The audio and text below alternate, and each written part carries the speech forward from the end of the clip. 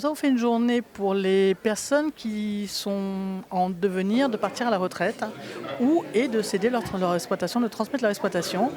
Nous avons fait ça au Corse Hotel à Bigoulia, qui est assez central par rapport à Bastia et tout est facile d'accès en fait. Et ce sont des gens qui ont tous 60 ans et plus, qui vont être amenés dans les 2-3 ans normalement, puisqu'on prend une retraite assez tard en agricole, à transmettre au ACC. Ce sont des personnes qui souvent sont en difficulté et transmettent au dernier moment, ou arrêtent au dernier moment. Et là, l'idée, c'était de commencer avec eux à préparer une sorte de calendrier qui voit toutes les institutions et aussi toutes les problématiques qu'ils ne connaissent pas, enfin qu'ils n'envisagent pas, sur un héritage, sur plusieurs enfants qui reprennent, un qui reprend, l'autre qui ne reprend pas, comment ça se passe. Quelles sont les problématiques qui ressortent le plus souvent? Alors le plus souvent, comme d'habitude, c'est le problème général de la Corse, c'est le foncier. Enfin, le problème général de toute façon en France globalement, c'est le foncier. Ce sont des exploitations sur les gens qui ont plus de 60 ans, qui sont souvent sur de la parole donnée.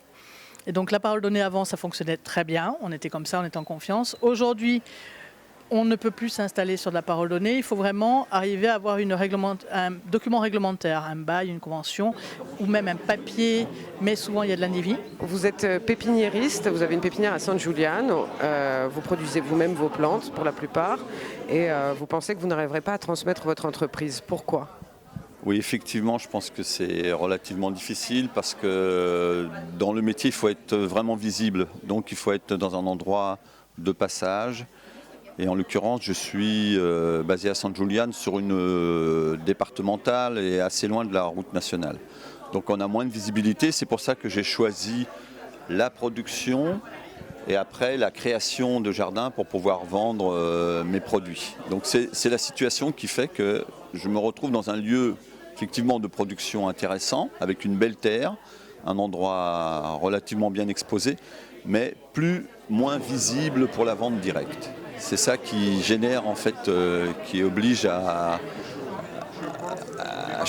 peut-être à réviser l'endroit ou à créer peut-être un lieu de vente ailleurs, quoi. Ce que je n'ai pas l'intention de faire parce que je suis en fin d'activité. Voilà. Est-ce que vous avez déjà eu des jeunes qui se sont présentés éventuellement potentiellement intéressés ? Oui, j'ai eu 2 jeunes qui sont venus. Bon, ils n'ont pas donné suite, ils ont regardé, ils ont apprécié, l'endroit est agréable, mais voilà, j'ai pas eu de réponse.